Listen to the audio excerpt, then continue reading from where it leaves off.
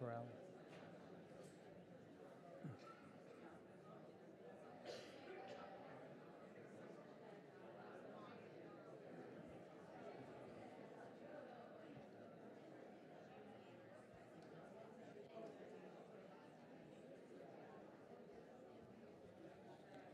What if I just call you up when I'm ready for you, or do you want to come on?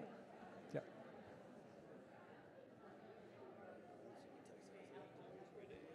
Do I have any volume? Yeah, you do. Okay.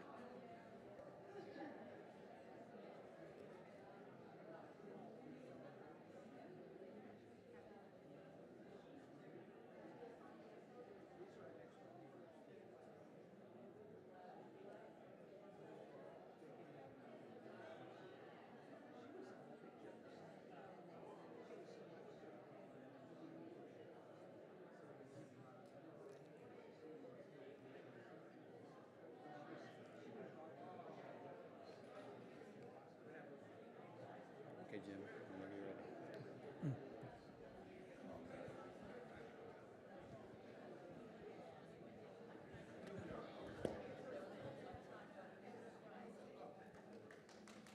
No, not at all. Good evening, everyone. That's mandatory feedback. We do that so you'll know the sound system is here, whether or not it's working. I'm Jim Somerville. I'm very glad to see you tonight. I'm the senior pastor here at First Baptist Church.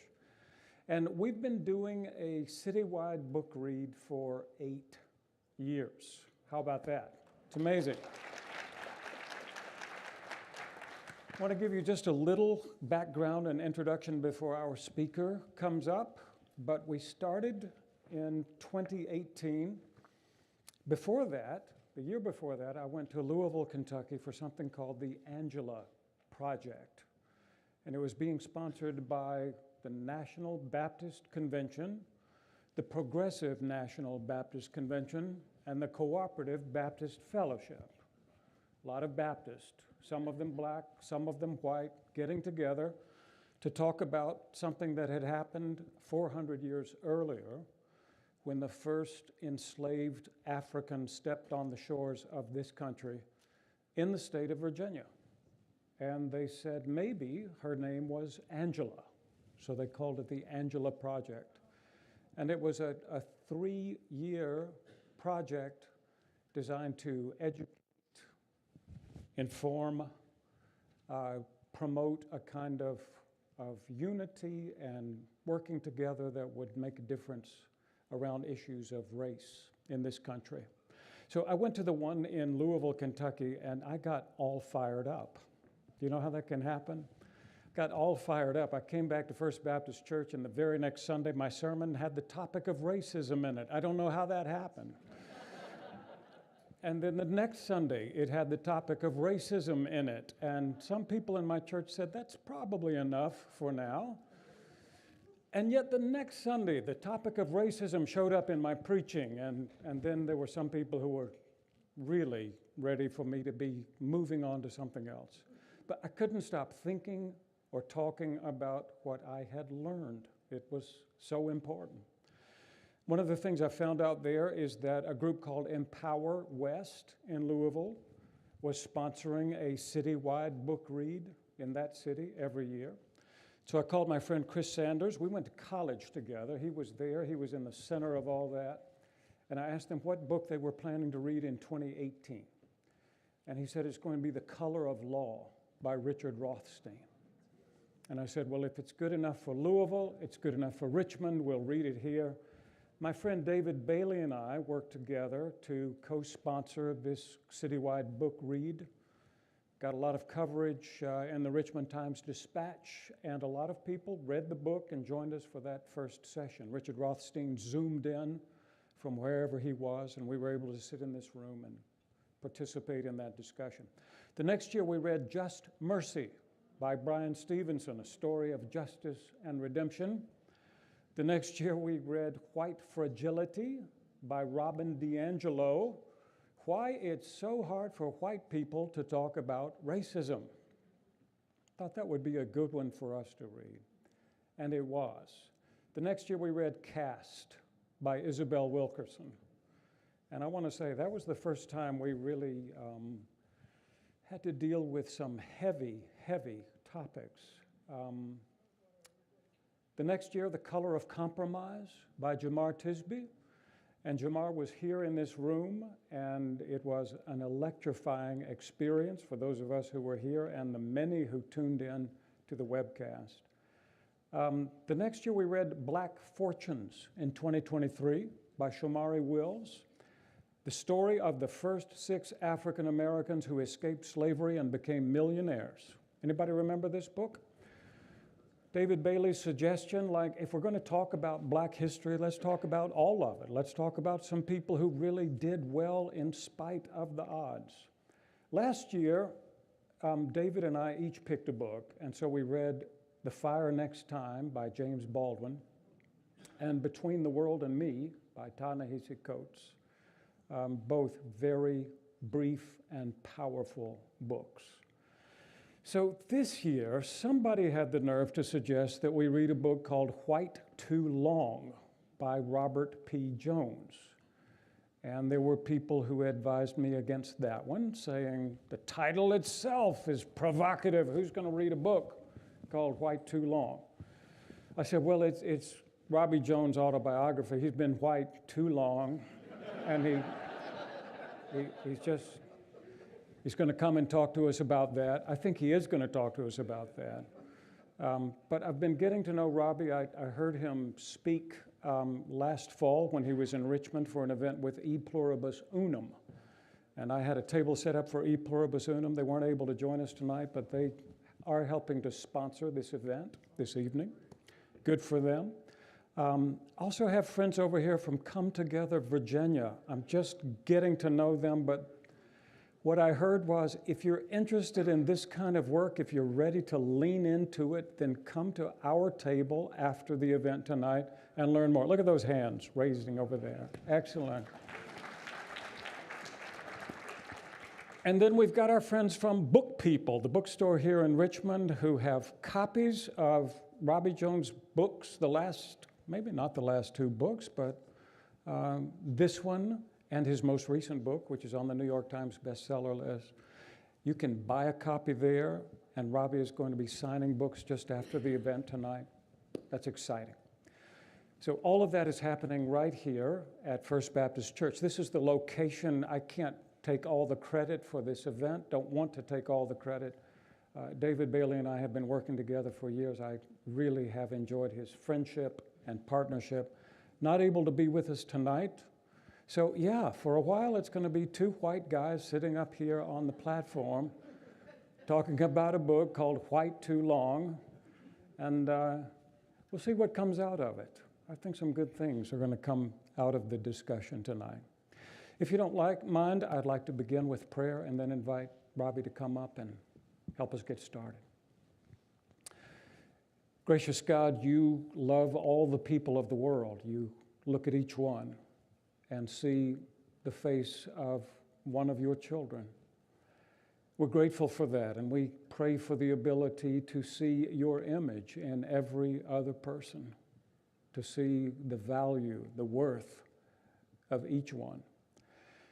One of the reasons we've come together tonight is to listen to each other, to learn from each other, and to lean in to this work of racial healing.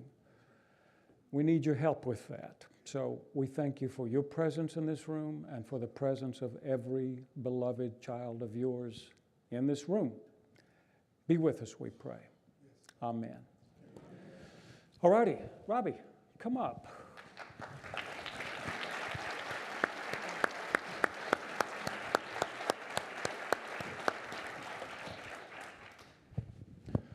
Let me just say, I've enjoyed getting to know you over the last few months. We've been writing back and forth. I read your book, The End of White Christian America, about 3 years ago, and it blew me away. I said to my staff, every one of you needs to read this book. I remember talking to David Bailey about could we use this as one of our February book reads, and he said, I don't know, that one may be too hot to handle. So we didn't read that one. We got a hotter book called White Too Long. And maybe you could tell us about that book and where it came from. Indeed. Well, thank you so much for having me here tonight. I'm just up the road in D.C., so I drove down this afternoon. Really happy to be here. I want to say, I'm really glad it's two white guys sitting up here talking about being white too long. I think we need to do more of that. And I do want to just start. I'm just going to set the table a little bit, and then we're going to have a little bit of a back and forth, and then we're going to take some questions. That's how we're going to structure it tonight. But I'm just going to set the table a little bit, and I'm going to start with the title. I'm going to make sure I give credit where credit is due. As those of you who read the book know, this title is from James Baldwin. And it is from an op-ed that he wrote in the months after the assassination of Martin Luther King Jr., as the country was in convulsions, right? There were protests everywhere, things, very violent. So 68 was the year I was born. Hugely violent, right, year in the United States. And all over the country, not just in the South, but everywhere. And Baldwin is writing, this is from a New York Times op-ed, and he has been part of this movement. He has been kind of on the front lines. He's been down in the South, and I think he always, like King, held out hope that at some point along the way, enough white people would stand up and decide to be on the side of justice and equality. And he's writing this, I think, in a moment of somewhat of despair, because in the wake of King's assassination, which, of course, some people rose up, but it did not produce the tidal wave of good-hearted white people standing up and saying, okay, enough, that he was hoping for and expected. So I'm going to read a little bit of excerpt. I'm going to kind of begin and end remarks today with Baldwin. This is an excerpt from this New York Times op-ed. I will flatly say that the bulk of this country's white population impresses me, and has so impressed me for a very long time, as being beyond any conceivable hope of moral rehabilitation. They have been white, if I may so put it, too long. They have been married to the lie of white supremacy too long. The effect on their personalities, their lives, their grasp of reality has been as devastating as the lava which so memorably immobilized the citizens of Pompeii. They are unable to conceive that their version of reality, which they want me to accept, is an insult to my history and a parody of theirs, and an intolerable violation of myself. So, I came across this op-ed, and I'd written this other book called The End of White Christian America, which is mostly a demographic book. So my day job at PRI, Public Religion Research Institute, I spend most of my time looking at percent signs, right? Demographics, public opinion research, that's the kind of bread and butter of what we do. So that first book, The End of White Christian America, was based on looking at the demographic changes in this country and what I only half jokingly call the great white Christian freakout moment that we have been experiencing. Even at that time, I started writing that book in 2014. So this is well before anyone's uttering the name Donald Trump, right, in our public discourse. And but I'm seeing already that what had happened, so something really interesting had happened. I'll take you a little bit of journey of kind of how these books have come together and kind of my journey in getting there, is that while we had our first African-American president in the White House, right, the first black man in the White House, we went through a sea change in this country. We went from being a country that was majority white and Christian to one that was no longer a majority white Christian country during those 8 years. So if you look at 2008, the country was 54% white and Christian, right? If you take all Protestant, Catholic, non-denominational, all together, everybody identifies as white and Christian, 54%. By the time the end of his second term was up in 2016, that number had dropped to 47, right? So we went from majority to non-majority, and that number has continued to slide. That number today is 41, right? So that sea change is, I think, part of the big convulsion, right, that we're having. And I think what a lot of demographers missed is that white supremacy in this country was never just about race, right? It was always empowered with religion. And more specifically, just to be very frank here, right, it was empowered with Christianity.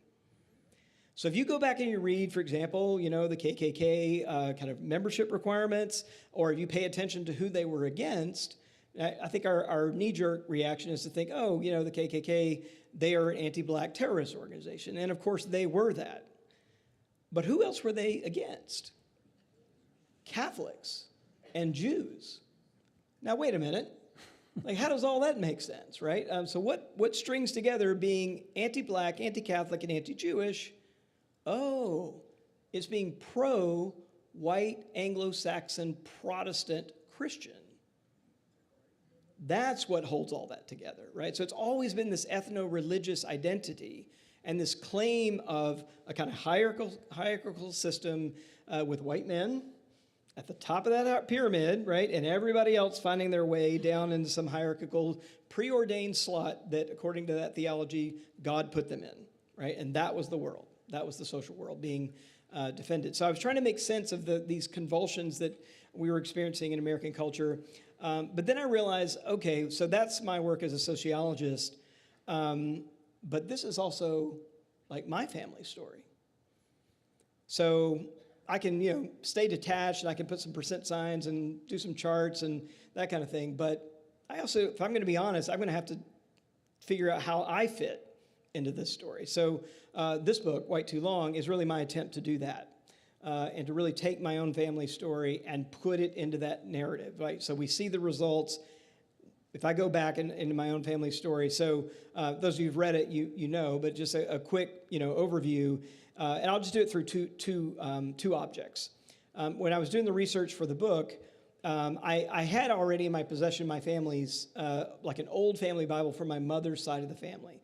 Now, my siblings and I grew up mostly in Jackson, Mississippi, but we were the first generation since the early 1800s on both sides of my family not to live in either Bibb County or Twiggs County, Georgia, right, in about 200 years. So our family, both sides, came down in the early 1800s, and so I'm telling you this is the way I heard the story.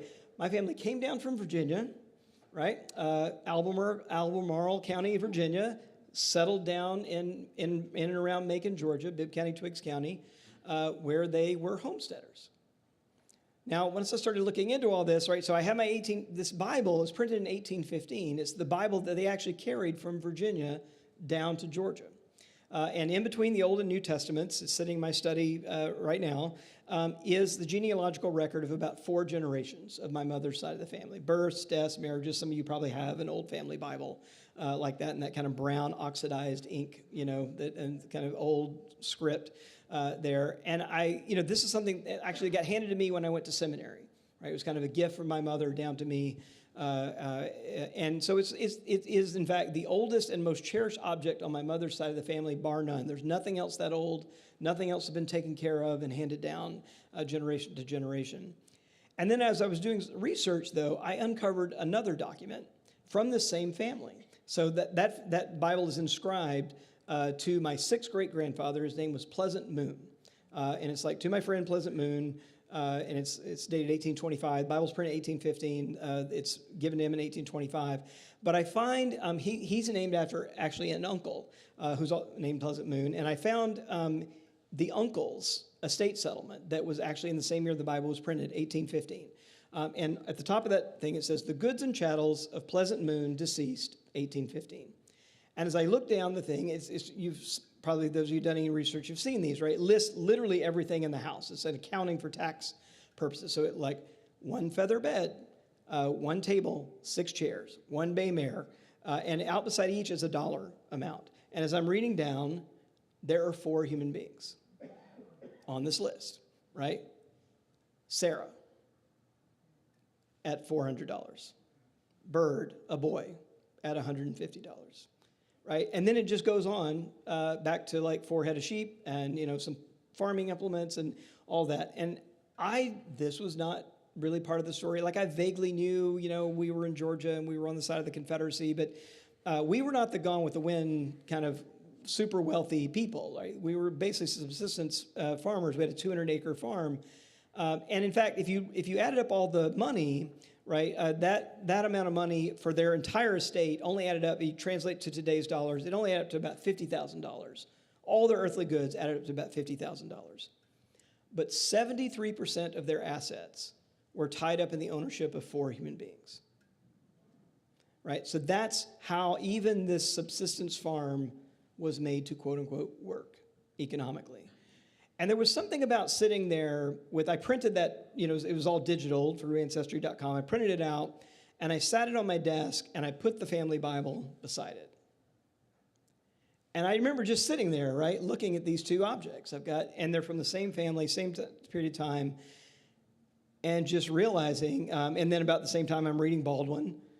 And, it is really what brings me to write this book is the sense that I've got to respond to this indictment from Baldwin, right? What does it mean?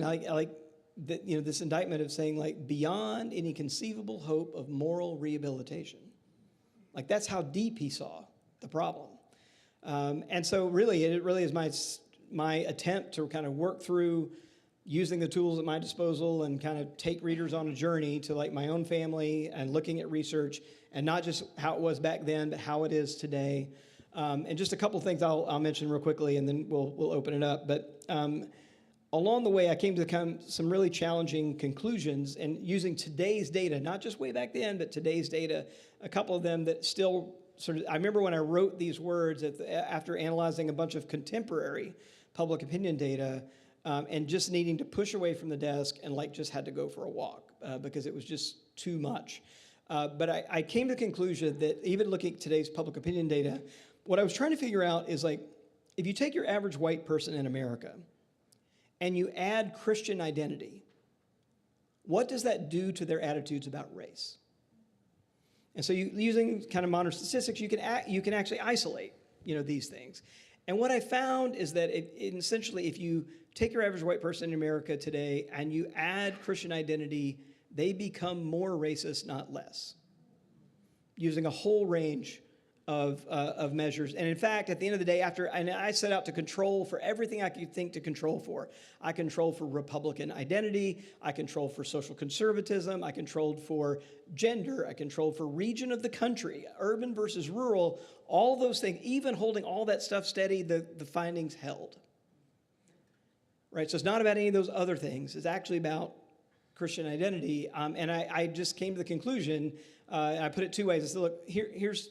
If you're playing a little parlor game, for example, and you wanted to try to guess whether this particular white person was Christian or not, and you could only know one fact about them, you'd be better off knowing how racist they were than how often they went to church.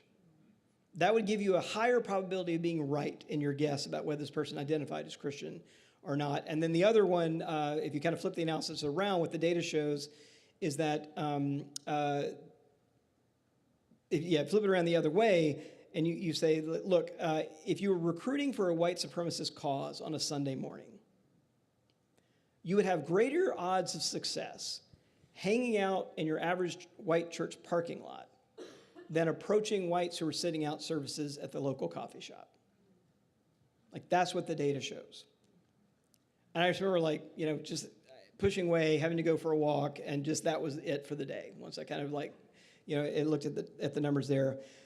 So it's really what I've been wrestling with. And then the other piece of the story that the new book is about is I realized that story got me into the 19th century and early 1800s. But of course, that's not the beginning of the American story, right? It goes back much further than that. And that this story I'd been told about our family came down from Virginia, right, and homesteaded. So, well, what's that about? And as soon as I started looking into that, well, how did they get their little 200-acre rectangle of land? Well, it turns out that they got it for free, right? Because it was part of a land lottery that the state of Georgia was handing out 200-acre parcels of land if you were white. And you could kind of put your name in, and where did that land come from? Well, it came from the Cherokee, right? And this was the period of forced Indian removal.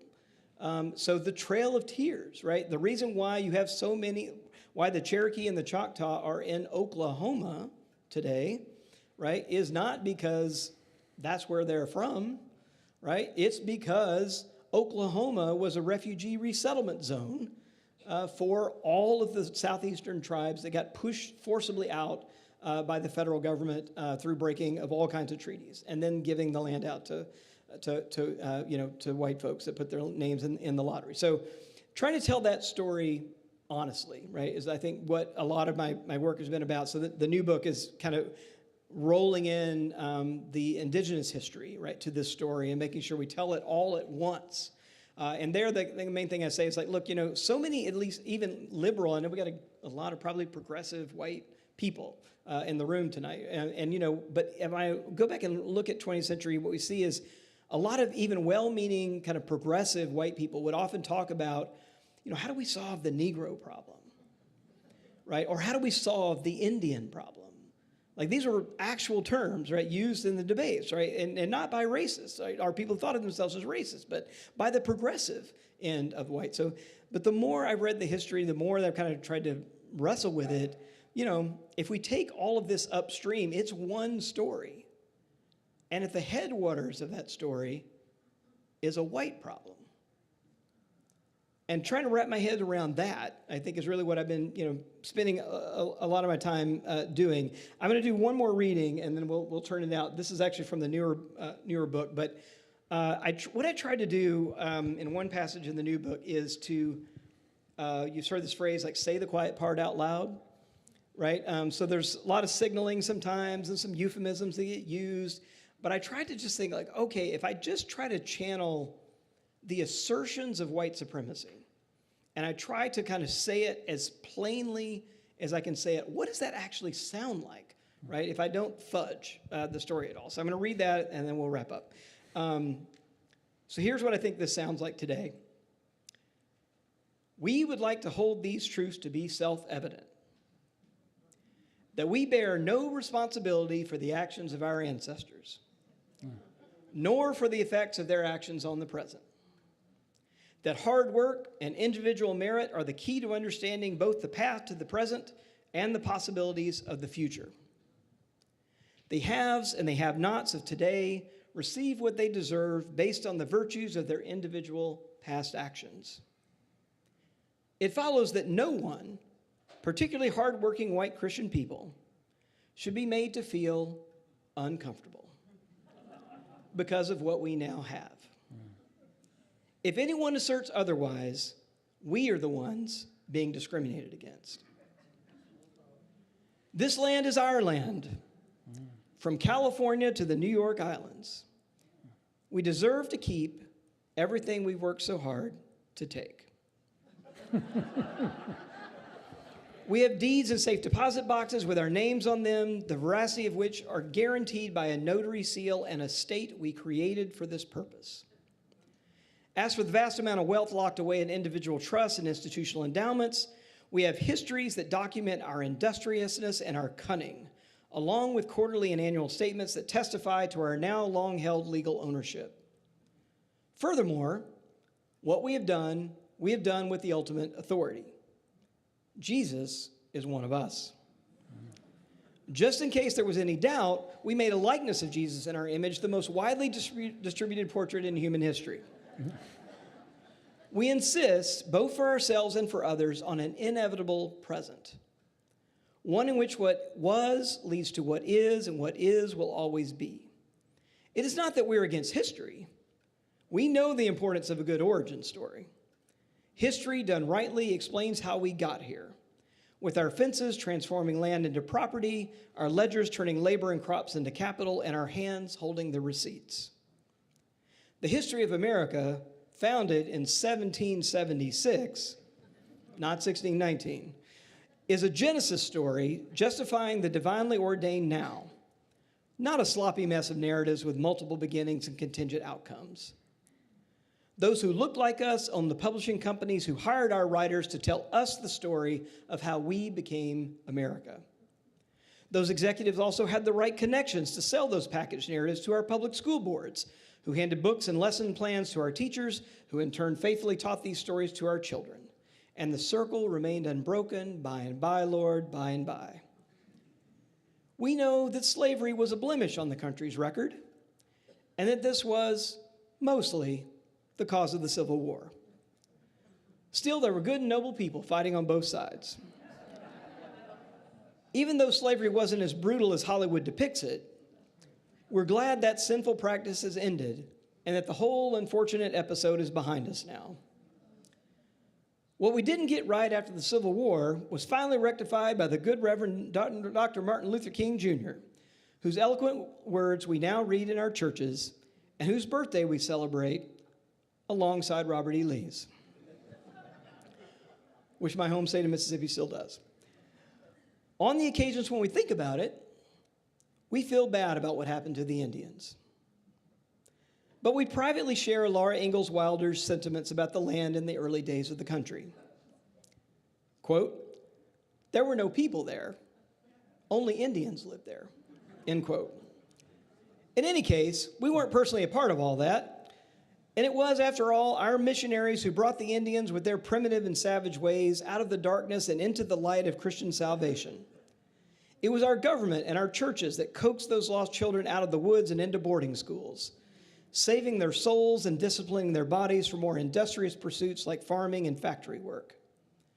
We still honor their history with our athletic team names, mascots, and more recently with the occasional land acknowledgement ritual at public events. We did finally give the Indians reservations of their own, and they seem to be doing fine now with their casinos and government-provided health care. Finally, though of course there have been times when some Christians acted badly, they were acting against and not with the spirit of our faith.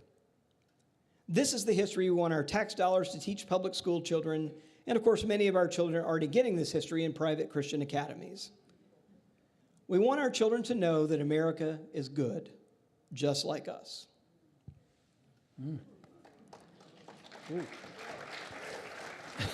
Oh. So I'm going to close with one more little Baldwin episode because I can't resist. And I owe Baldwin such a debt of gratitude. So, I read you this other quote of his op-ed. One of my other favorite Baldwin moments, it's not one of his most well-known, but he gave an Esquire in this same era when there was all this uprising and violence in cities all over the country to a white Esquire magazine reporter. Now, this reporter must not have done any background work, right? So the reporter in this interview says to Baldwin, how can we get rioting African Americans to, quote, cool it? That was his question to Baldwin. Now, if you know anything about Baldwin, this is not the approach you want to take, right?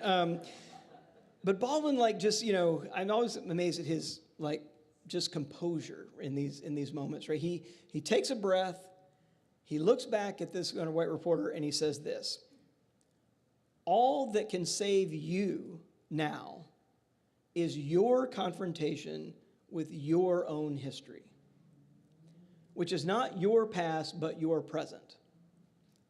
Your history has led us to this moment, and you can only begin to change yourself by looking at what you are doing in the name of your history. So that's 1969. That sounds pretty familiar to me today. And I'll just park it there. We can see where we want to go. Yep.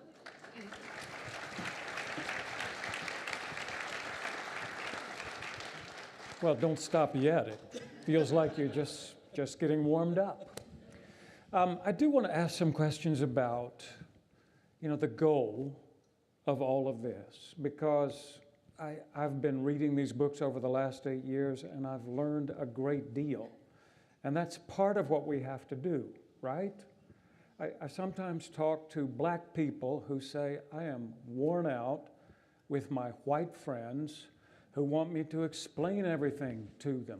Why can't they read a book or see a movie? Or, why do they keep having to say, oh, tell me about the situation. How did why can't we learn something for ourselves? So that's been part of the goal of this Black History Month citywide book read, is let's get an education.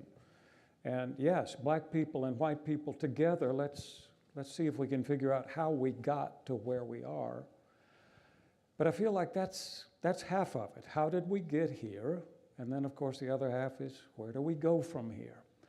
So I'm curious about the goal of your book as you sat down to write. Was it just to share these stories of self-discovery? Is it to make white people feel guilty? What are we aiming for here, Robbie, in the end?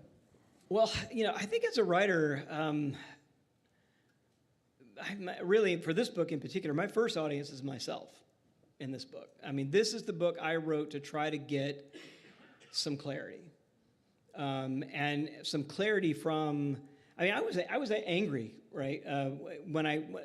As I started kind of getting more clear, I was in my 20s before I had anybody tell me the truth about the origins of the Southern Baptist Convention.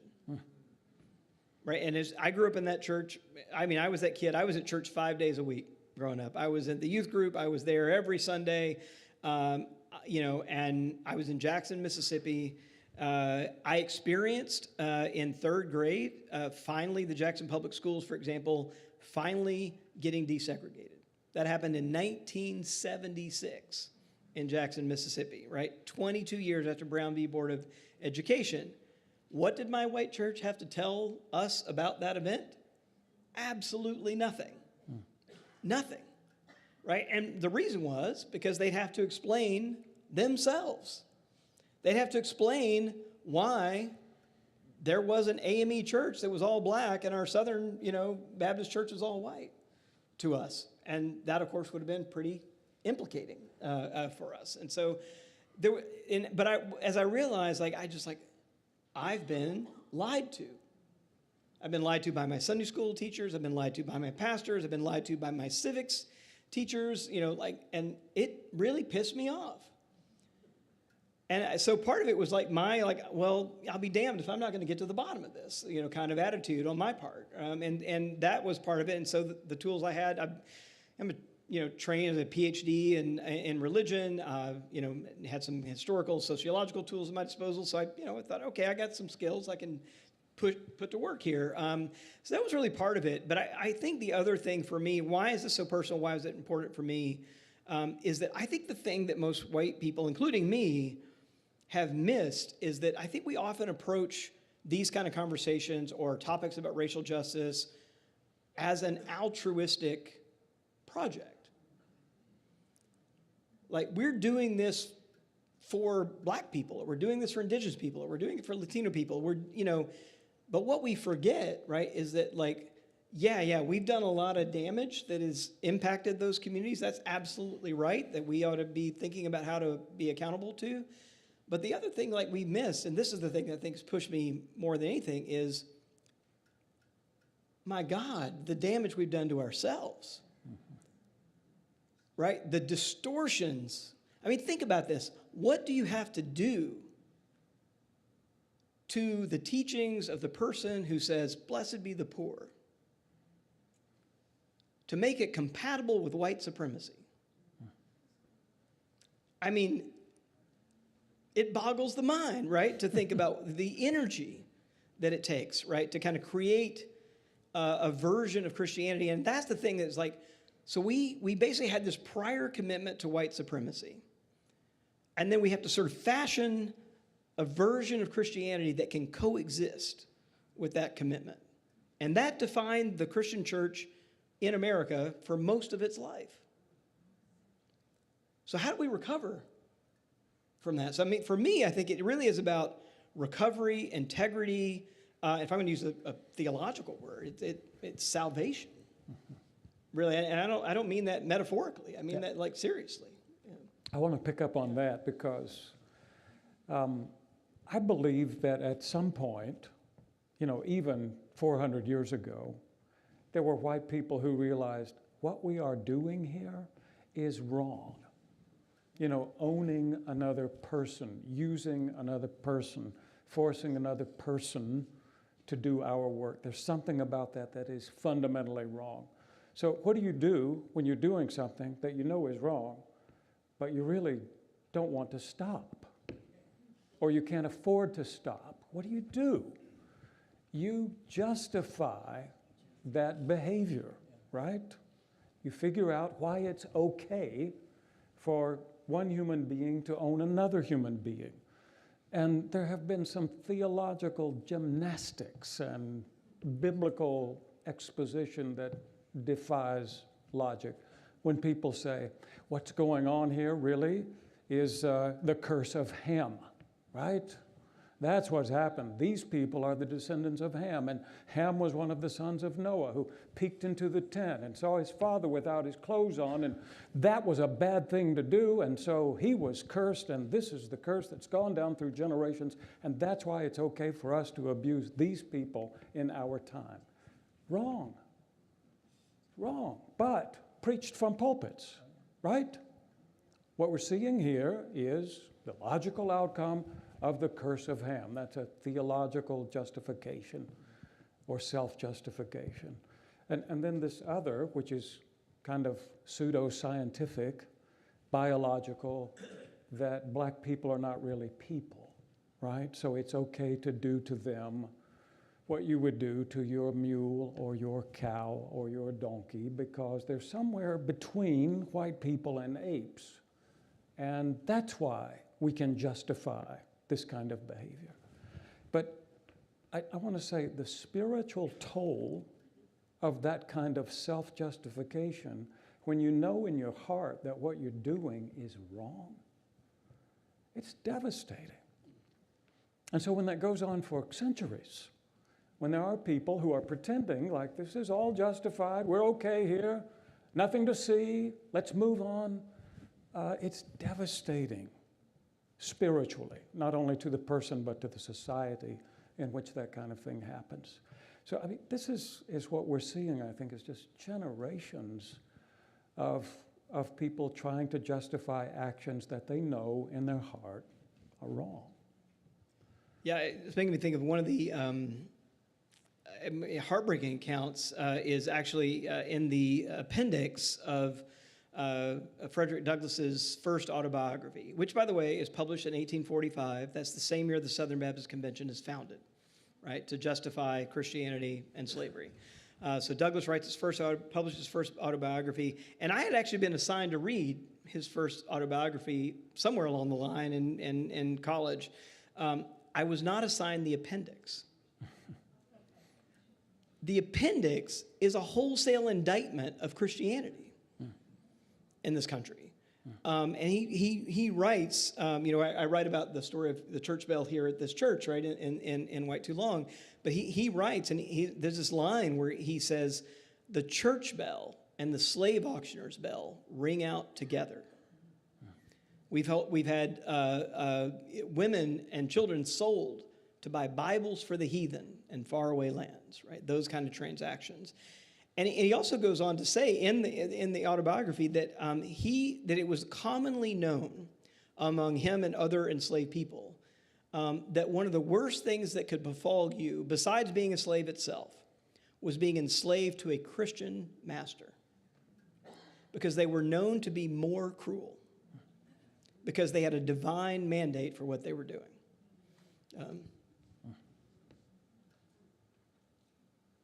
So again, what's the point? Where are we trying to go with all of this? Yeah, well, I mean, I landed on the salvation point. I mean, I really do think it is about, trying to find if you grew up thinking of yourself like me, grew up thinking of yourself as white and Christian, it is about, and certainly if you care about the Christian part, it's about trying to disentangle these two things and trying to figure out but it is not an easy question to answer if you grew up in this world about where our kind of even unconscious commitments to white supremacy end and our commitments to Christian faith begin. They're all wrapped up together. So trying to kind of figure that out and like really wrestle. Like you keep thinking about, in the New Testament, there are these passages about like, work out your salvation. And then we kind of read through those and we're like, okay, some vague thing. We're going to memorize some Bible verses or go to Bible study or like, but for white people, working out our salvation is like a hugely challenging project, right? Because the biggest thing we got to do is figure out how like our ideas of whiteness have been wrapped up with Jesus and salvation and community and justice and love and all of it. So I think that's where I'm hoping we're going. Like, of course, like down the way, do we want to like find healing, find some reconciliation? I think we do. But like what I say in White Too Long is like, I actually want, or my advice to kind of white Christians is like, do not talk about reconciliation. Like, here's the deal. Like, if we do enough of our own work and we do enough to repair the damage, we're going to find ourselves reconciled, right? But if we reach for it, it's like what we, in my upbringing, would call cheap grace. Like, what we're actually after is a quick absolution where we can kind of just move on, business as usual. But, like, if we do enough work, we repair enough damage, I'm guessing that our brothers and sisters of color are eventually going to let us know when we're good, right? You're almost there. So I wrote this down earlier. Whenever I preach on racism, someone will inevitably say, Dr. Somerville, I am not a racist. And I've learned to say, no, you are not a racist. And often the people who say this are the kindest, most well-intentioned white people you would ever want to meet, right? I'm not a racist. No, you're not a racist, but every day you and I benefit from a system that values whiteness. And because we do, we don't feel much urgency about changing that system. That's where we need to repent. Instead of saying that we are not racist, we need to say something more like we are anti-racist. We need to take a stand against a system that lifts some people up and puts others down because of the color of their skin. But I think that sense of urgency, like let's fix this problem, I don't feel it as much as some people might feel it because I benefit from the system every day. And I think we had to learn how to tell our story. So, I did not come from a wealthy family. My mother and my father are both the first in their families to go to college. My dad went to 15 years of night school, right, to finish his degree. While I was in high school, I was joking with him, I'd beat him there, if he didn't hurry up. And yet, if I sort of tell that sort of story back, well, first of all, how do we own any land? Even if it's 200 acres, it's not a huge swath, but it's not nothing. It's from getting free land from the Cherokee. Like that's how we get that land, right? And only white people were eligible for that. But even in my own family, I take it up to if I only just take my own family. So how does my dad afford to pay for college? Well, he's a Vietnam vet, right? GI Bill. That's how he gets to pay for college. And who is that sometimes not available to? African-American vets, right? Found ways to kind of deny them benefits. My family did own a home, kind of working class side of Jackson, Mississippi, very modest. But how did they get a loan? FHA, right? Federally guaranteed loan. And where was it? In a redlined neighborhood in Jackson, Mississippi, right? Where only white people could buy houses and only white people could get those FHA loans. So like just little things like that, right? If you kind of just tell that story, then, it just all starts looking a little different. And that's just my family, right? Much less if you go all the way back. Yeah. So here's what I have found does not work very well. Like if you say, let's see how guilty we can make white people feel. You can, right? I mean, there's plenty to feel guilty about, but it doesn't begin to solve anything. Yeah. In fact, there's somebody here in my church who often says to me, well, thank you, Jim, you made me feel guilty again, but, I'm not motivated to do anything about that. I just begin to feel defensive, right? That's why we read the book about white fragility. Why is it so hard for white people to talk about racism? So some of you saw my live video from my car when I didn't get to do that interview with Channel 8. But I was talking about when I do premarital counseling and I tell couples, you know, in your marriage, you might have a problem at some point that needs to be solved. And I said, it's very important to have a wooden spoon, or in this case, a big pen that you can use to represent the problem, right?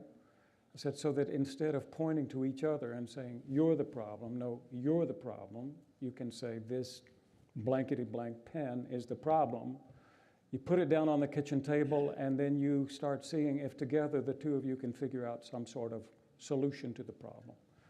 But, I mean, the genius of this is that it keeps you from pointing at each other.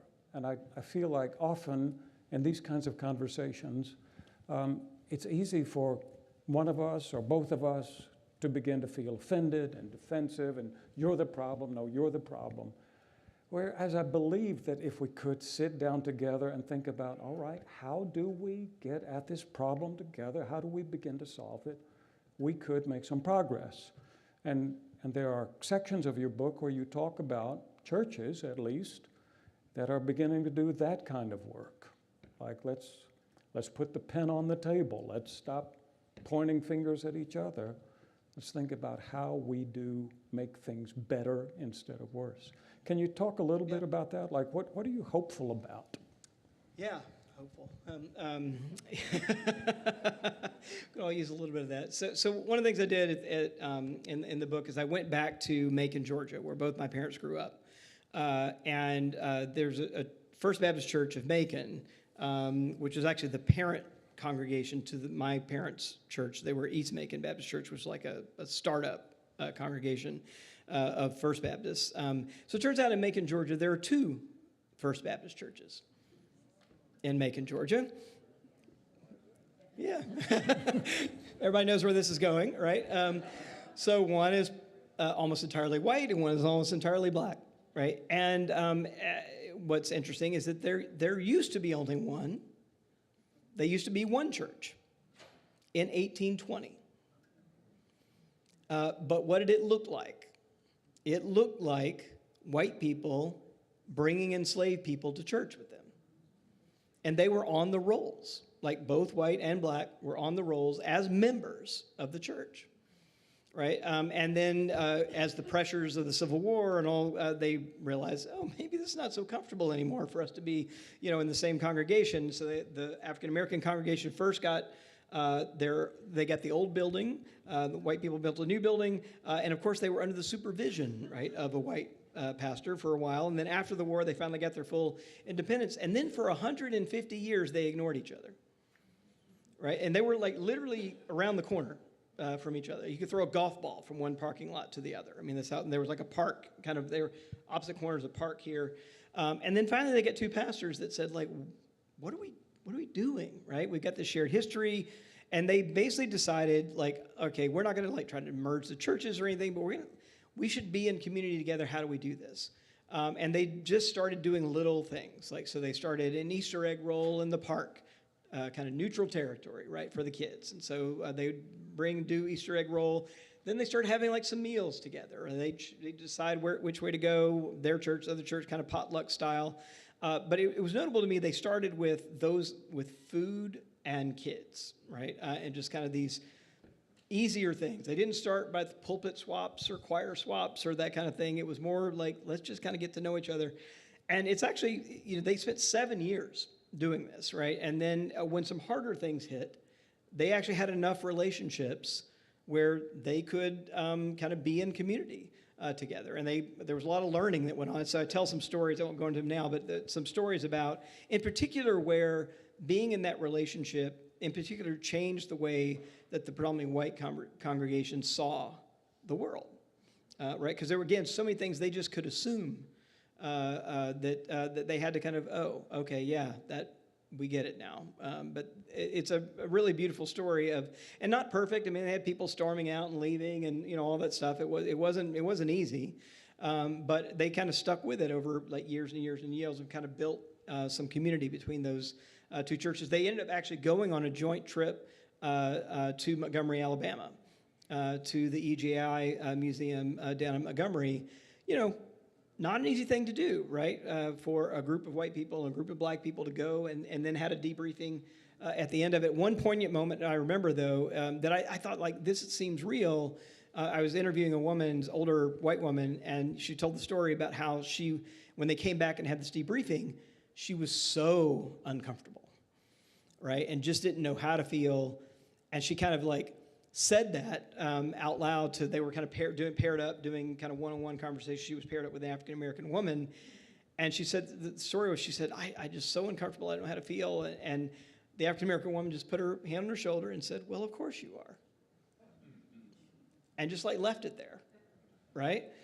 And she said, it dawned on her, like, that's appropriate, right? For me to I should just sit with this a little bit, and that's okay, right? And that kind of work, I think, doesn't come, right? You have to get some depth for that kind of work to happen. So I have a few other examples in the book, but that's one that I think really sticks out as an example of that, that kind of work that I think gives me some hope. And I guess where I do find some hope, even in the new book, I spent some time in Tulsa, Oklahoma, around the people commemorating the Tulsa Race Massacre there, and in Duluth, Minnesota, where there was one of the largest turnouts for a lynching, way up north Duluth, Minnesota, and telling that story there as well, and then back in Mississippi around commemorating Emmett Till's murder in Mississippi. But in all those cases, where I find hope, and I've got a chapter in that book called Between Hope and History,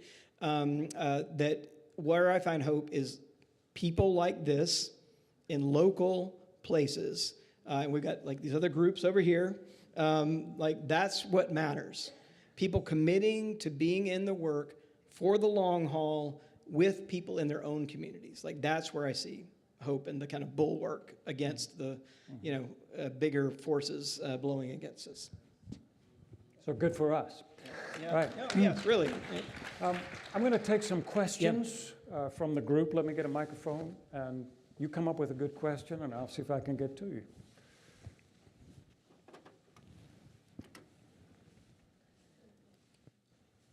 Got one here. Thank you so much. Good to see you again. Good to see you too. And thank you for having this forum. Thank you for your presentation and your willingness to tell the truth. The good book says the truth will set us free. And I've thought about this a lot. And I even think about the title, White Too Long, or what does it mean to be white, black? We've simplified these labels that are kind of made up. And then the way we try to satisfy what it means to be whichever made-up label you are, we have to contort. We have to adjust ourselves. Interestingly, God's starting point is diversity. No person the same, all our fingerprints different. No plants, animals, everything the same. Even every snowflake that's ever fallen is different and will continue to be. God's starting place is diversity. And our job as human beings is to relate across the diversity. And that's where we find harmony and love. But you've got to be willing to tell the truth if you're going to do that. Today, right now, an 18-year-old can go into a gun store and buy a rifle, a shotgun. They can buy one a month, down from one a day. Also today, in many schools and companies now and in our federal government, DEI has become one of the new boogeymen. Diversity, education, inclusion. When I was coming up in church, those were Christian values. And now it's a problem. So that's the preamble to this question. And you've kind of answered it, I think, because I agree with you about how to solve the problem. But maybe I just want to hear a little bit more. How do we heal a nation that is willing to tell our young people they are strong enough for weapons, but too weak for words? All right. That question is going to be more eloquent than my answer, I was going to say. But thank you for that. Yeah, it's alarming. And, since we're in a Christian space here, telling the truth, right, has become controversial. And it's worth just asking the simple question, why?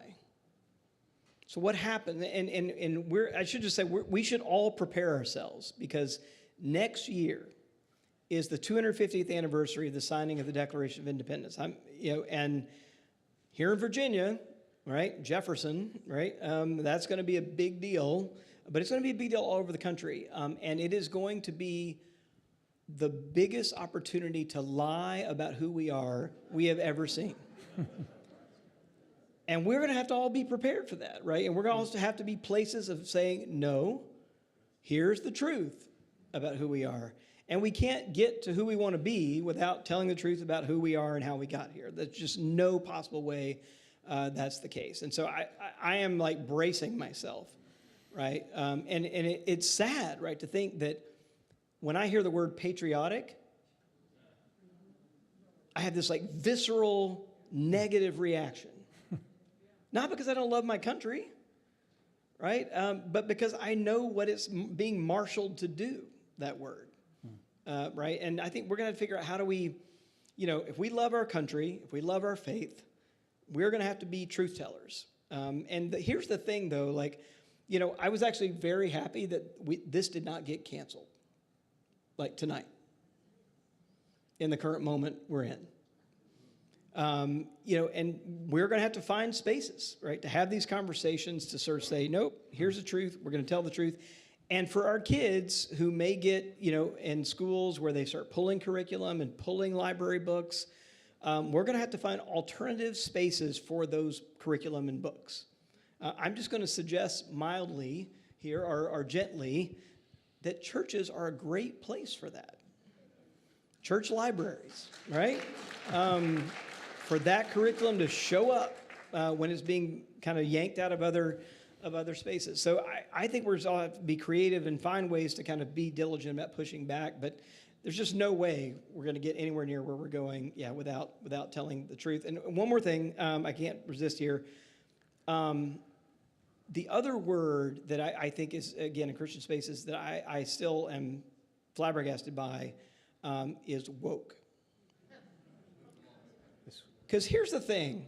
When you start understanding, so woke comes from, being asleep and then being awake, right? This sounds an awful lot like baptism to me. Sounds an awful lot like discipleship to me. We're talking about being uncomfortable. Oh my goodness, at least in the Baptist tradition and in the kind of more charismatic traditions, we actually used to have a thing called the anxious bench down front, right? And who was that for? It was people for whom the Holy Spirit was working on. And they would wail, they would cry, they might sometimes get down on the ground because they were wrestling with the Holy Spirit, right? And exquisite discomfort, right? On display for everybody, but on the way to salvation. And we got to recover some of that. It's not just a one-time thing where, we struggled with our sin, we confessed our sin, and age 7 we were baptized, and now we're comfortable, right? But this ongoing working on our salvation, I think, is part of this truth-telling, and we're going to have to find some ways to do it. And I got to say, it's going to be costly. People in this room are going to lose your jobs over it. And when that happens, the rest of the people in this room are going to have to figure out how to hold them up. So. All right. Thank you. I agree with my brother over here that diversity, equity, and inclusion, those sound like Christian values I grew up with. It sounds like the kind of thing Jesus might want to talk about. So the question I've been asking lately is, if you're against diversity and equity and inclusion, what are you for? Thank you. I also have been doing a lot of reading and I'm really struggling with these things. And I wanted to go with the diversity question one step deeper. Why is the elimination today of diversity, what's behind it, what are people that are eliminating are stating their reasons for eliminating, and what is the hidden feeling that's not being acknowledged that people who support eliminating it feel. Right. That's a complex question. So I wrote a thing a few weeks ago, and I'll just do a quick little moment of self-promotion. I write a weekly newsletter where I'm still wrestling with all these things called whitetolong.net. So be happy to have any of you. It's free. Happy to have any of you subscribe. But I wrote a few things there a few weeks ago called the MAGA DEI logic. And so I'm a math major and computer science major as an undergrad. So I kind of broke it down as if I were coding it for a computer program, right? And complete with the kind of if-then logic and kind of symbolic logic, and kind of broke it down. And like basically what it breaks down, if you listen to, some of the Trump appointee, Pete Hegseth, I think has been one of the most blatant about this at DOD. The assertion is, right, if there's a person of color in leadership, they are less than qualified. That's sort of the starting point. It's just an outright assertion, right? Or if it's a woman or a person who's LGBTQ, or and they are in a place of leadership, something has gone wrong, right? And so because the phrase you often hear now is like DEI hire, right? And DEI hire is a smear saying they're not qualified. That's really what the logic breaks down to say. So now again, if you kind of just sit with that for a minute, you go, okay, well, what's the inverse of all of that? It is like if white and if male and if straight, then qualified. Right? That's really the underlying logic of the whole thing. And it goes back, again, this is not new, but it's this resurgence of this old hierarchical vision, right, that shot through, where it is in its strongest form, it's a divinely ordained view of the world where God ordained people to be in certain hierarchical positions. And it's always white over non-white, it's always men over women, it's always straight over everybody else, even if there even is a category for anybody else, right? But it's an ordered hierarchy. And so I think this is a reassertion of that ordered hierarchy in an increasingly diverse country, right? And so it's a way of preserving, it actually flips the whole logic on its head, right? Because the growing groups in the country are not straight white men, right? So it's preserving, it really is, the DEI hires are soon going to be straight white men, right? In the demographics that we have in the country. And so it's a kind of way to flip this whole thing around.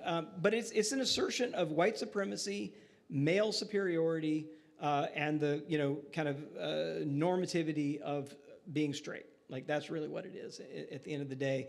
And it's also, I should say, a reaction, a strong reaction to the progress that was being made. Like that's the thing to say. I mean, good grief. Like we're right here on Monument Avenue, right? I mean, there's maybe no more visible, evidence of change. Those monuments were here for 100 years, right? I mean, and they're down. And so that's just one thing, but I mean, it's a big symbolic thing that has happened. And I think this is just a strong pushback and a sheer raw exercise of power to try to turn back the clock. So. I see a question way over here and then one over here.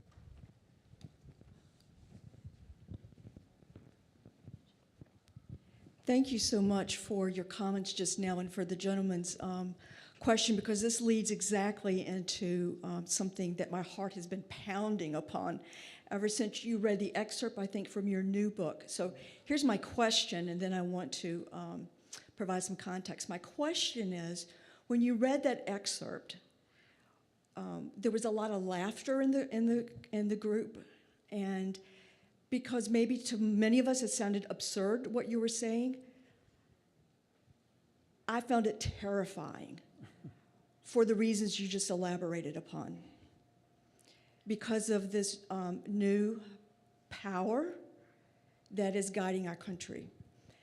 In preparation for tonight, I also read Amanda Tyler's book, How to End Christian Nationalism. And when you read those two in tandem, it's terrifying, because we're in a position right now where there are many who are not divorcing. What am I looking for? Religion and politics? Freedom of religion. So my question comes back to, sir, who are you intending your new book for? Because it would resonate with many of us in this room, but perhaps many of us in this room are not the ones who now have the power and control. And I say this from the point of view that I spent 40 years of my life in federal service in Washington, D.C., working in a nonpartisan, non-political, apolitical environment, and a wonderful time that is now turned upside down. So I know from where you sit, and I was a demographer and a statistician as well. So I speak your language. Yeah, well, here's the thing to remember. So for those of you who didn't catch it, it's Amanda Tyler's book is called How to End Christian Nationalism. Absolutely worth a read. A friend of mine, and she's also, she wrote the book out of her experience of working on the project. She's with the Baptist Joint Committee for Religious Liberty, and she's working on a project called Christians Against Christian Nationalism. So it's written out of that experience. But I would say that what we've got to remember too is that when you look at Christian nationalism, and I usually put the word white in front of that too, white Christian nationalism, because that's really what it is, and where it gets its power from. But if you look at that, when we measure it, and we've done at PRI, we've done some of the biggest surveys on measuring Christian nationalism that's ever been done. In fact, we just released one a few weeks ago that was 20,000 interviews. That's a huge, for those who don't keep up, your average political poll is about 1,000 people, so it's like 20 times the size of the average political poll. And what we found is that while it's so visible and so powerful, right, that force and that ideology right now, only about 30% of Americans share those views. So that's heartening to me, right? So even if you look at like the people who, and we measure that with like questions like, do you agree or disagree? The U.S. should declare itself a Christian nation. U.S. law should be based on the Bible. If we move away from our Christian foundations, we won't have a country anymore. So we have 5 different questions like that we measure. And if you agree with all 5 of those questions, completely agree with all 5 of those questions, we call you a Christian nationalism adherent. And that's only 10% of the country that is a Christian nationalism adherent, completely agreeing with all those questions. But there's another 20% that's sympathetic. That agree but just don't completely agree. But that means that by a margin of 2 to 1, the country rejects that view, right? So we kind of have to, our sort of weird electoral politics don't map 1 to 1 onto that world. In fact, if you look at, let me give you a couple of other things. I sometimes think about the nation, even though you look at red and blue, it sometimes looks 50-50. If you look at a bunch of other issues, even things we think about as controversial, it's not at all. Marriage equality, right? Allowing gay and lesbian couples to marry. 2 to 1 today, Americans approve of that. Saying that abortion should be legal in all or most cases. 2 to 1, Americans support that view. That we should allow immigrants who are in the country illegally to have a path to citizenship. It's over 60% of Americans that support that policy versus deporting them. But that's not what it feels like, right, at all. But I think we got to remember that power is there to be tapped, right? It's getting squashed right now through our partisan political system and the weird. If we had a multi-party, like we were a European country, and we had like kind of multi-party politics, what we would have had is a kind of MAGA movement that gathered about 30% of the vote, and it would have had to make a coalition government with some other groups. That's how it would have all panned out. But that's not what we had, right? We get sort of a 30% movement hijacking one of our two binary political parties. And that's the situation we're just frankly in. And I think one of the other challenges we've got to come, and so I work for a nonpartisan organization as well. But here's the thing, is we've got to figure out how to be a little wiser, and I think a little more courageous about distinguishing like basic democratic values from partisanship, right? And just because, if we're defending basic democratic values and the person we're defending them against just happens to have an R or a D on their shirt, we're not being partisan, right? We're protecting the country.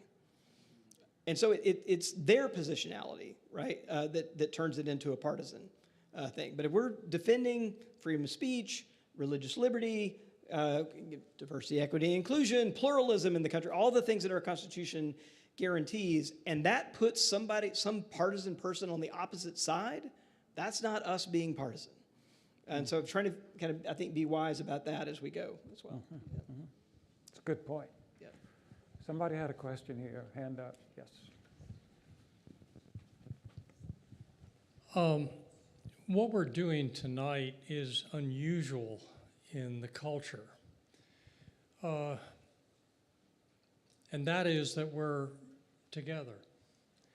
So much time is now spent online. Cell phones, smartphones, Facebook, all this, social media. And I was listening to a Jon Stewart podcast this afternoon, which scared me to death because it spoke about how our intentions and what our thinking is highly influenced by technocrats, out there. We all know that, but I think we underestimate this. So yes, White Too Long is definitely a book about the truth will set you free, but the question is, what is the truth in this environment? And that's a rhetorical question. But the question, but maybe you could help us in what could we do to sort of counteract that or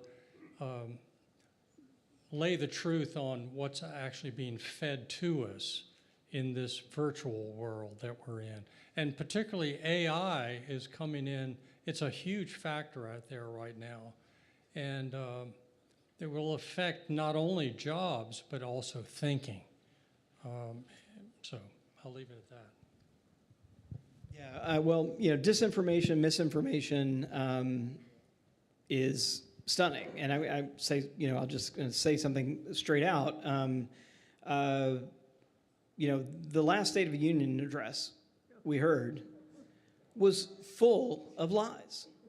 And again, that's not me being partisan. That's me calling out whoever's in that office for lying to the American public, on television. And CNN, BBC, New York Times, all did fact checks, right, of the thing. And the challenge is that I don't know that it matters that much, right, in many ways, because the people going to those fact checks things, there's a fraction of the people that just took it in, or worse, as you said, just heard their little slice of it coming through their favorite social media feed, right, which is whatever somebody curated and just kind of push through. I think the only antidote to that, and I don't want to sound Pollyannish about this, but I really genuinely do believe the only antidote to that is actual local relationships. Like that is really the only thing that's going to push back. Yeah. We saw this like with, so I mentioned that stat about allowing gay and lesbian couples to marry. It's 67% approved today. But if I dial back to Barack Obama's first term, in 2008, it was 67% disapproved of that, just in 2008. And pretty clear, the literature's pretty clear. How do we get from 1/3 support to 2/3 support just between 2008 and today? It was personal relationships. That's the thing you could always measure. It didn't matter if somebody was a conservative, Republican, white evangelical, 65-year-old grandma from Mississippi, right? The demographic that was the most likely to oppose. if she had a gay grandson, all bets are off. Yep. Right? Yep. On that, right?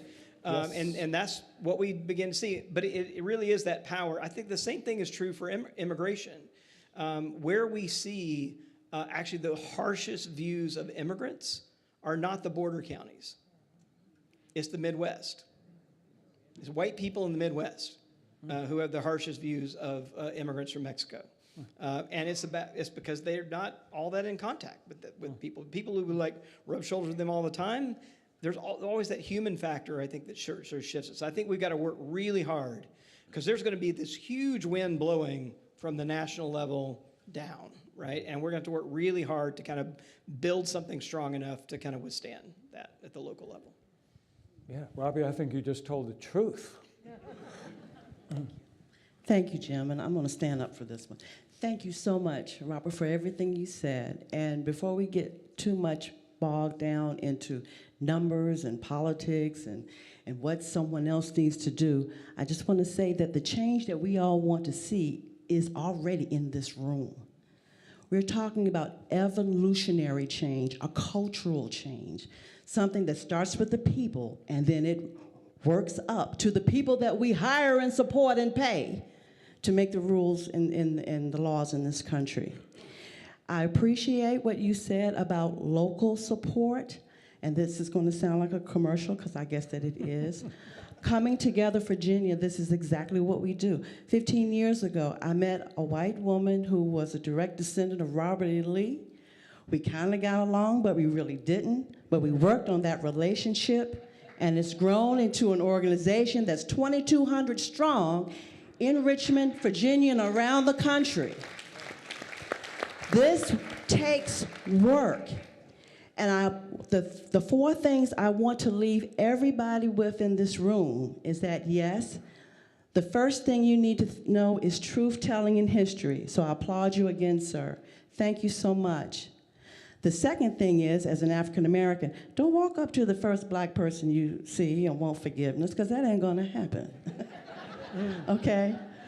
We're talking about taking the time that you would do with your own friends. Build some relationships first. Some of you work with black people, work with white people. Build some relationships. Then work on your own harm.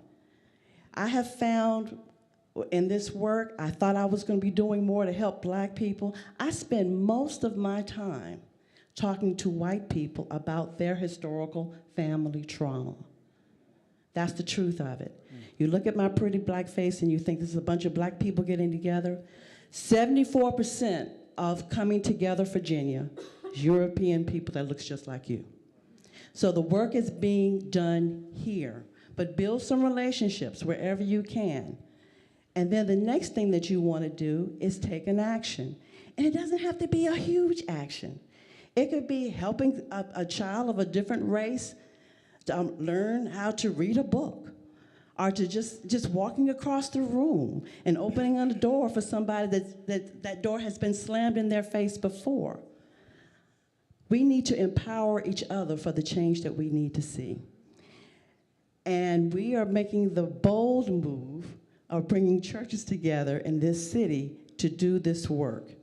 So I see a lot of familiar faces. Those of you who have been a part of a Coming Together Virginia forum, just kind of raise your hand. I'm so proud of you all. Look at this room. Thank you so much for your time. Thank you. Have a quick comment. Can I make one quick comment? Since you've talked about, and I don't think you'll mind, since you've talked about Jamar Tisby was one of your books, he now has two, and you talked about libraries. He has two children's books based on the justice book he wrote. One a picture book and one for upper elementary. So that would be something to add to your church libraries. Yeah, so Jamar Tisby, it's called The Spirit of Justice. Yeah, and there's a, Got that book. And Yep. I've got the other yeah, children's but the children's book is beautiful. The picture book is just beautiful, yeah. I love libraries and librarians and children's books. So yeah, let's put that children's book in our church library. We're getting ready to wrap up. I want to say something else that sounds like a commercial.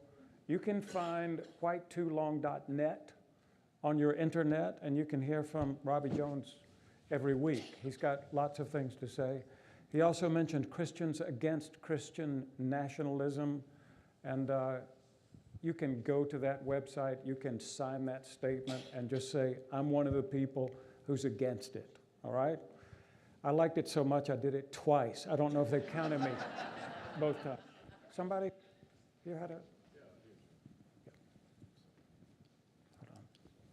So the history of racism in Virginia is very much tied up with a decision to replace enslaved white people in the 1600s with enslaved black people.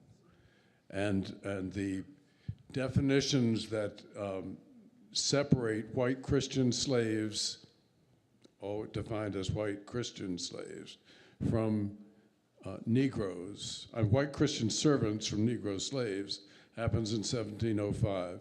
In the South, as you know, this common strategy, which obviously is still going on now nationwide, is to deflect the power of white people in leadership that might be opposed by white people who don't have anything, to a hostility against persons of other races. So it sounds to me like basically white people have got some things they need to say to other white people in this situation, and I'm wondering about how that kind of dialogue could be advanced. It's particularly a problem because people are watching different television stations, living in different worlds, and unless that's penetrated, this work can't happen. That's a question. Yeah. Well, just real quickly, you can't actually see it in the data. You can see, and this kind of goes to the social media thing, but also television media. You mentioned, we can measure, for example, sort of white Christians that say they most trust Fox News, for example, look significantly different than white Christians who trust anything else, any other media source out there. It doesn't have to be like NPR or MSNBC, it just CNN, it could be their local broadcast, anything. And now there's a whole other ecosystem to the right of Fox News, right? One American News, Newsmax, like a whole bunch of that's kind of cropped up in the last 4 or 5 years, and it's powerful. Like you can just see it, and they're because they run nonstop. I mean, this nonsense about like the immigrants eating the dogs and the cats thing, right? That was like completely manufactured, right? On these just a nonstop roll of media that you saw. It's a huge challenge. But to your point about like, I do think so. All of us in here, who again sort of look like me, have got people in our family and friendship networks, right, who would never come to a conversation like this. And we got some work to do. Because the truth is probably we're in a better place to talk to them than anybody else in their lives, because most of them are surrounded by a kind of echo chamber of this. And if we think about it this way, right, and this is really what I think I'm trying to think about as well. Not that I've arrived. If anything, the fact that I've written 3 books means I'm still finding my way along, and still kind of groping along. But there are things maybe that we see that they don't. There are stories that we can tell about our own journeys, and I think that's part of like instead of art, like it's not an argument, right? It's like in some ways this is about me saying like, I was the guy who went to Forest Hill High School, whose motto was a Confederate colonel, who had a Confederate license tag on the front of my pickup truck that I parked at our church 5 days a week. Like, that's who I am, right? And this is the journey that I've been on, right? So I'm not like throwing rocks at somewhere I haven't been, or kind of pointing fingers at something I haven't been. I think that way of kind of approaching it and saying, let me tell you like why I am here and what got me from A to B and like what's my story. We've all got to find the courage to have those conversations. Yeah. Robbie, thank you so much. Let's give it up for Robbie Jones, who's here tonight.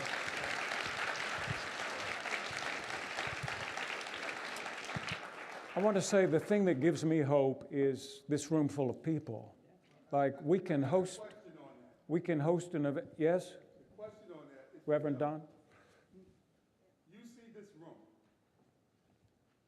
You see this room. What are you seeing around the country? I see this room. And I can't pretend what I see. It's great. If we said, real diversity, with the age. What are you seeing around the country, my brother? Because 2 weeks ago, I was in a bed, I think my friend Jim Nelson is here. And the Methodists all got together and coming at something just like this. See, it's the same. What are you seeing? Are you saying we're old, Don? Is that? Is that?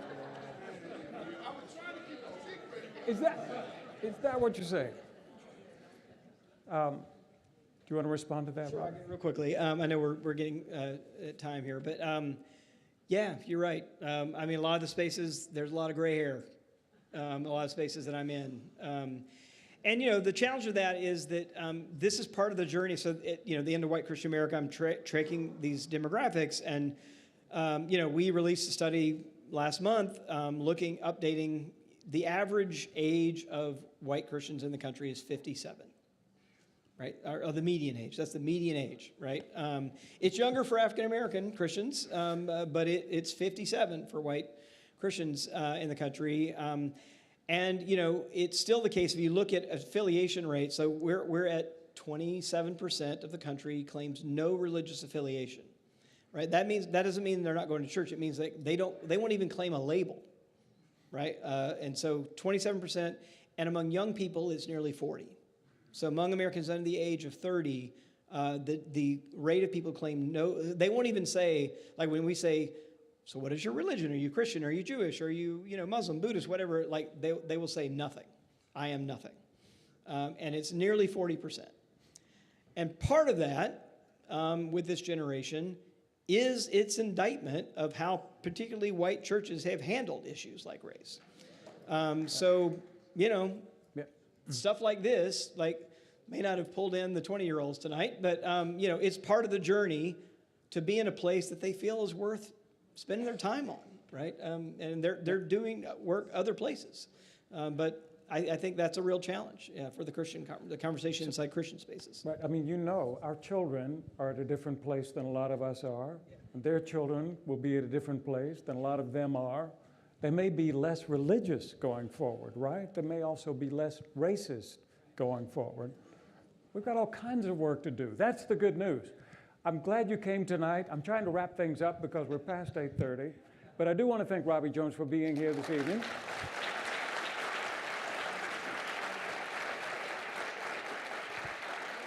I want to thank you for being here, young or old. You give me hope. I love the way Richmond comes together around this kind of topic.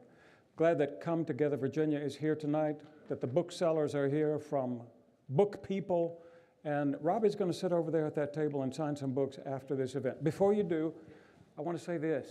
I was at a funeral not long ago, and somebody was lifting up the virtues of the person who was being buried, and they said he was a white, straight, educated American man. And yet he spent most of his time lifting up people who were not. That kind of work and that kind of voice is really important, Robbie, and that's what I see you doing. I'm grateful to you for that. Thank you so much. Thank you. Right.